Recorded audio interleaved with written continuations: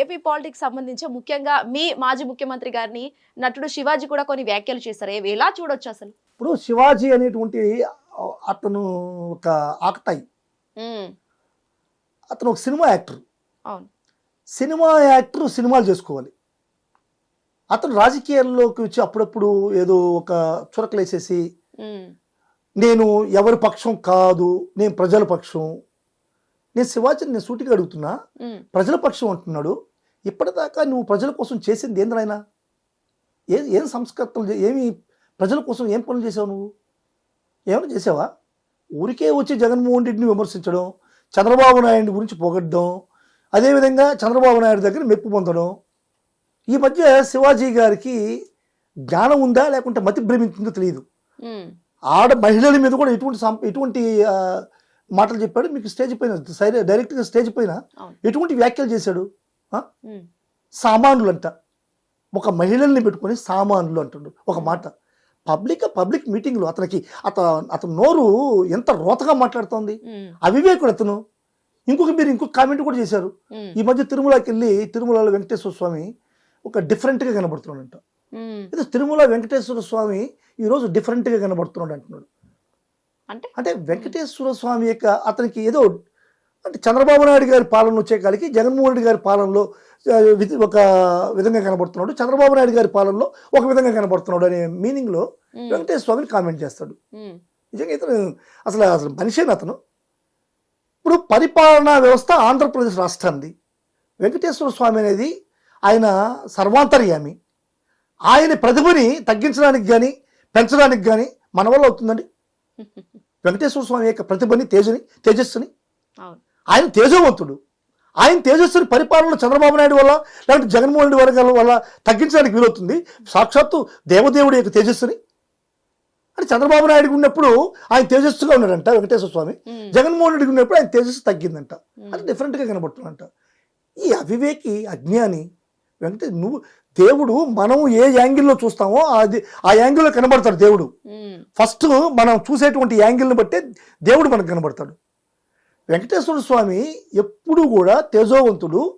ఆయన తేజస్సు ప్రపంచ దేశాలకు అన్నిటికీ కూడా ఈ విశ్వాంతరాలకి పోయేటువంటి పరిస్థితి ఉంది. ఆయన తేజస్సును కూడా కామెంట్ చేసేటువంటి శివాజీ మనిషేనా? ఎంత దౌర్భాగ్యుడు అతడు. వాడు మాటలు అసలుకి కేర్లెస్, అసలు చెప్పాల్సిన అవసరం లేదు. అంటే ఇప్పుడు సినిమాలు చేసుకునే వాళ్ళంతా ఈ రాజకీయాల్లోకి వచ్చి వాళ్ళపైన విమర్శలు ఏంటంటే ఇదే అండి మన రాష్ట్రానికి మన దేశానికి పట్టిన దౌర్భాగ్యం ఇది. ఎవడు కుక్క చేసే పని కుక్క చేయాలి, గాడిద చేసే పని గాడిద చేయాలి. కుక్క చేసే పని గాడిద చేస్తే ఏమైంది? కొట్టి చంపేశాడు అతను, అంతే కదా. అందువల్ల గాడిద చేసే పని గాడిద చేయాలి, కుక్క చేసే పని కుక్క చేయాలి.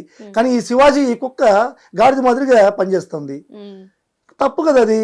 ఇప్పుడు ఏం చెప్తున్నాడు? సిబిఐ కేసులు ఉండేవాళ్ళు రాజకీయాల్లో ఉండకూడదంట. అసలు రాజ్యాంగం గురించి తెలుసా శివాజీకి? ఇప్పుడు జగన్మోహన్ రెడ్డి మీద ఉండేటువంటి కేసులు అభియోగాలు మాత్రమే. అభియోగాలు వేరు, కేసులు వేరు. అభియోగం ఏం చేస్తుంది?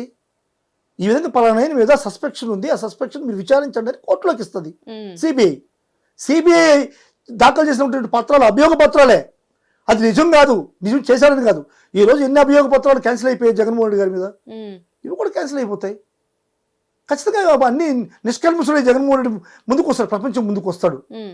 ఇటువంటి పరిస్థితుల్లో సిబిఐ కేసు అంటే కేసు అనేది సిబిఐ పెట్టినా లేకుంటే ఏసీబీ పెట్టినా మన ఇంట్లో మన ఊర్లో ఉన్నటువంటి పోలీస్ స్టేషన్లో పెట్టినా కేసే. ఇప్పుడు ఒక వ్యక్తి మానభంగం చేస్తాడు, ఇంకొక వ్యక్తి మర్డర్ చేస్తాడు. ఈ మానభంగం చేసిన వ్యక్తి మర్డర్ చేసిన వ్యక్తి మీద వచ్చి సిబిఐ కేసు పెడదు అంటే మానభంగం చేసినటువంటి వ్యక్తి రాజకీయాల్లో ఉండొచ్చా? శివాజీ చేసిన ప్రకారం సిబిఐ కేసులో ఉన్నటువంటి వ్యక్తి మాత్రమే రాజకీయాల్లో ఉండకూడదా?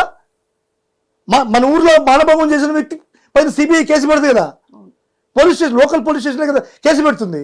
అంటే మానభంగం చేసిన వ్యక్తి రాజకీయాల్లో ఉండొచ్చా? ఏంటది? అవిజ్ఞాని, అసలు జ్ఞానం లేకుండా మాట్లాడుతాడు అతన్ని అసలుకి పట్టించుకోవాల్సిన అవసరం లేదు అసలుకి. అంటే సార్ ఇక్కడ కేవలం శివాజీ గారే కాదు, ఆర్పి అంటే జబర్దస్త్ ఆర్పి కూడా చాలా వరకు మాట్లాడుతున్నాడు, ఇష్టానుసారంగా మాట్లాడుతున్నాడు. ఏంటి అసలు ఈ వైఖరి ఏంటి వాళ్ళకు? ఇప్పుడు ఇది చంద్రబాబు నాయుడు గారు సమాధానం చెప్పదు. చంద్రబాబు నాయుడు ఖచ్చితంగా దీనిపైన స్పందించి సమాధానం చెప్పుకుంటే చంద్రబాబు నాయుడు లాంటి నీచుడు ఎవడు ఉండడు, అంత దుర్మార్గుడు ఎవరు ఉండడు. ఈరోజు మీరు చూసారంటే సోషల్ మీడియాలో ఈ కిరాక్ ఆర్పి అంటే అది అసలు పేరు ఏదో అర్థం కాదు, అసలు చెప్పడానికి కూడా ఎంత వస్తుగా ఉంటుంది. కిరాక్ ఆర్పి ఎంత అసలుకి వాడి మాట ఎక్కడ అంటే నీచ దరిద్రంగా ఉంది.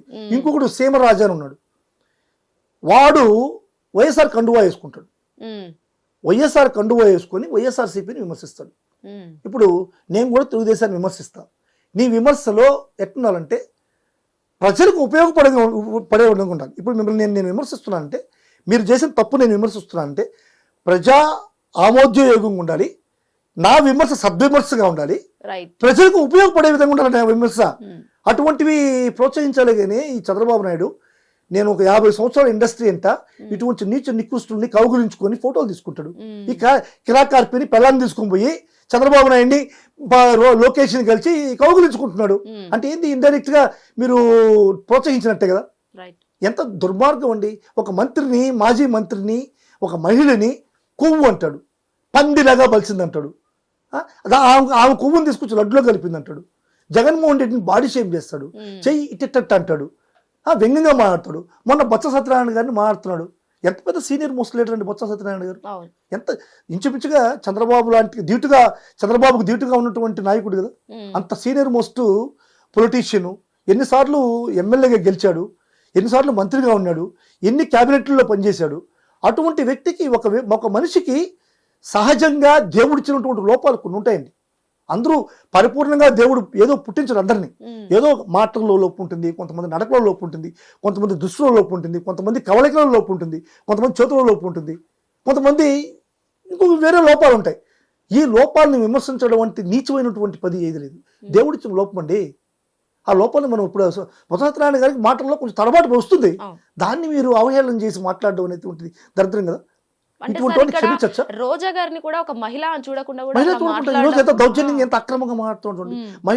ఒక మహిళ సీనియర్ మోస్ట్ రాజకీయ నాయకురాలు, ఎన్నో సినిమాల్లో హీరోయిన్ గా యాక్ట్ చేసింది, రాష్ట్ర ప్రజలకి దేశ ప్రజలకి అంతా తెలిసిన వ్యక్తి, ఒక 2 సార్లు ఎమ్మెల్యేగా గెలిచింది, మంత్రిగా చేసింది. ఇటువంటి ఒక మహిళను కూడా తెలియకుండా నువ్వు పందిలాగున్నావు, గాడిదలాగున్నావు, గున్నయ్యనులాగున్నావు, నీ కొవ్వు తీసి లడ్లో కలిపారు, నీ కొవ్వు కలిపారు, ఎంత మాటలు. ఇటువంటి వ్యక్తిని వాడు మాట్లాడింది కొంచెం అయితే, అటువంటి వ్యక్తిని ఈ ఇద్దరు నాయకులు చంద్రబాబు నాయుడు గారు, ఈ లోకేష్ సతీ సమేతంగా పిలిచి కౌగులించుకుంటున్న నీచే సంస్కృతి చంద్రబాబు నాయుడు. ఆ విధంగా ఎవరైనా మాట్లాడిన వ్యక్తిని మా జగన్మోహన్ గారు ఇప్పుడున్న కలిస్తే చూసారా మీరు? ఇది మా సంస్కృతి. ఎవరు మాట్లాడినా సరే, మాట్లాడిన వాళ్ళు ఎవరు మా పార్టీకి సంబంధించిన వాళ్ళు కాదు. ఇంతకుముందు మాట్లాడిన వాళ్ళు చాలా మంది ఉన్నారు మీ తెలుగుదేశం పార్టీ నాయకుల్ని. వాళ్ళు ఎవరు శ్రీరెడ్డి అని, వాళ్ళరెడ్డి అని, ఇంకొకటి ఎవరెవరో ఉన్నారు. వాళ్ళ పేర్లు కూడా నేను చెప్పదలుచుకోలేదు. వాళ్ళెవ్వరికి వైఎస్ఆర్ కాంగ్రెస్ పార్టీ యొక్క అనుమతి లేదు, వైఎస్ఆర్ కాంగ్రెస్ పార్టీకి వాళ్ళకి సంబంధం లేదు. మీరు కావాల్సింటే ఎక్కడైనా చెక్ చేసుకోండి. ఈరోజు కిరాకార్పిని ఏ విధంగా కౌగులించుకుంటున్నాడో సోషల్ మీడియాలో చంద్రబాబు నాయుడు, లోకేష్ మీకు అందరికీ అర్థమవుతుంది. దీన్ని బట్టి మీకు ఏమర్థం అవుతుంది? చంద్రబాబు నాయుడు వీటిలన్నింటినీ కూడా ప్రోత్సహిస్తున్నాడు. ఇదే మాదిరిగా జగన్మోహన్ గారు ప్రోత్సహిస్తే ఫ్యూచర్లో చంద్రబాబు నాయుడు ఆయన కొడుకు ఉండగలరా? బ్రతికి బట్టగట్టగలరా? మీరు ఆలోచించండి ఒకసారి. ఇదే విధంగా పునరావృతం అయితే. కానీ మేము చేయమండి. జగన్మోహన్ రెడ్డి గారు ఏ రోజు కూడా అటువంటి సంస్కృతి మాకు నేర్పలా. వద్దని అంటాడు కానీ జగన్మోహన్ రెడ్డి ఎటువంటి పరిస్థితుల్లో ఈ విధంగా చేయబాకండి, మనం ప్రజలకు సేవ చేద్దాం. మీరు జగన్మోహన్ రెడ్డి గారి నినాదం ఎన్నోసార్లు వినుంటారు మీరు. పార్టీలకు సంబంధం లేకుండా మనకు ఓటు వేయనటువంటి వ్యక్తికి కూడా కులాలకి, మతాలకి, ప్రాంతాలకి, భాషలకి, వయసులకి సంబంధం లేకుండా అర్హతే ప్రామాణికంగా మీరు ఫలాలను అందించండి అని చెప్పాడు జగన్మోహన్ రెడ్డి. ఇది ఎంత ఒక మహత్తరమైనటువంటి ఆలోచన అండి, చెప్పండి. అదే గంగాధర నెల్లూరులో చంద్రబాబు నాయుడు డైరెక్ట్గా మీటింగ్ పెట్టి ఎవరైనా సరే మీరు వైఎస్ఆర్ కాంగ్రెస్ పార్టీ కార్యకర్తలుగా కానీ, నాయకులుగా కానీ, డైరెక్ట్గా కానీ ఇండైరెక్ట్గా కానీ, నాయకులు కానీ అధికారులు కానీ మీరు వాళ్ళకి కానీ సహాయం చేస్తే వెంటనే సస్పెండ్ చేస్తా. దీనికి ఈ మాటలకు రెండింటికి ఇద్దరికి మీకు డిఫరెన్స్ తెలుస్తుందండి. జగన్మోహన్ రెడ్డి గారికి, చంద్రబాబు నాయుడు గారికి ఆలోచన సరళి, వాళ్ళకు ఉన్నటువంటి ఆలోచన విధానం, ఇది జగన్మోహన్ రెడ్డి గారి నైజం. అంటే ఈ కిర్రా కార్పి గురించి కావచ్చు, శివాజీ గారి గురించి, వీళ్ళిద్దరికి మీరు ఏమైనా చెప్పాలనుకుంటే చెప్పేసేయండి ఇప్పుడు. నేను ఒకటే చెప్తున్నాను, ఏదైనా సరే మీరు వైఎస్ఆర్ కాంగ్రెస్ పార్టీని గురించి కానీ జగన్మోహన్ రెడ్డి గురించి మాట్లాడేటప్పుడు జాగ్రత్తగా మాట్లాడండి, జాగ్రత్తగా మాట్లాడండి.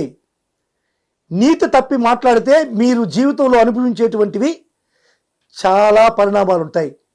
ఈ పరిణామాలకి ఎవరూ బాధ్యులు కారు, మీరే బాధ్యత వహించాల్సిన అవసరం ఉంది. మీరు మీ నాలుకని జాగ్రత్తగా పెట్టుకొని మసలండి. హిట్ టీవీ యాప్, ఇందులో short news, live news, entertainment shows, movies, digital magazines తో పాటు మీ జిల్లా వార్తలను కూడా ఫ్రీగా చూడొచ్చు. ఇంకెందుకు ఆలస్యం, వెంటనే హిట్ టీవీ యాప్ ని డౌన్లోడ్ చేసుకుని ఫ్రీగా ఎంటర్టైన్మెంట్ పొందండి. Hit TV app. Hit TV app. Please download hit TV app. Hit TV app ని ఫ్రీగా డౌన్లోడ్ చేసుకొని ఎంజాయ్ చేయండి. మీకు నచ్చిన ఎంటర్టైన్మెంట్ కోసం హిట్ టీవీ యాప్ ని ఫ్రీగా డౌన్లోడ్ చేసుకుని ఎంజాయ్ చేయండి. హిట్ టీవీ యాప్ ని డౌన్లోడ్ చేసుకుని ఆస్వాదించండి, ఆశీర్వదించండి. ఇంతమంది సెలబ్రిటీలు హిట్ టీవీ యాప్ ని డౌన్లోడ్ చేసుకోండి అని చెప్తున్నారంటే ఎంత మంచి యాప్ ఆలోచించండి. అమెరికా అమెరికా అమెరికా అమెరికాలో చదవాలనుకునే వాళ్ళకి విశ్వసనీయమైన పేరు మన శౌర్య కన్సల్టెన్సీ. UK లో 1 year masters. UK లో 1 year masters. 2 years work permit up to 5 years visa. Contact Saurya Consultancy. Contact 89851 89851.